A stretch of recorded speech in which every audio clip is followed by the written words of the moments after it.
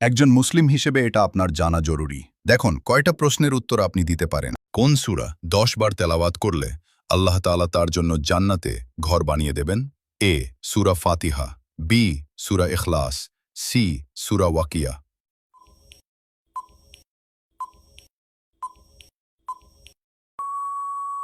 সঠিক উত্তর হল বি সূরা ইখলাস। কোন নবী তুর পাহাড়ে আল্লাহর সাথে কথা বলেছিলেন?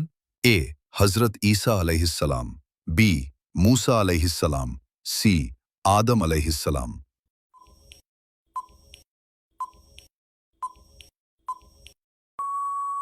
উত্তরটি জানার আগে ভিডিওটি শেয়ার করো। এই বিষয়গুলো অনেকেই জানে না, আপনার একটি শেয়ারে হাজারো মুসলিম ভাই বোন জানতে পারবে। সঠিক উত্তর হল বি মূসা আলাইহিসসালাম। হযরত মূসা আলাইহিসসালাম তুর পাহাড়ে, তুর সিনাই আল্লাহর সাথে কথা বলেছিলেন। এজন্য তাকে কলিমুল্লাহ, যিনি আল্লাহর সাথে কথা বলেছেন, বলা হয়।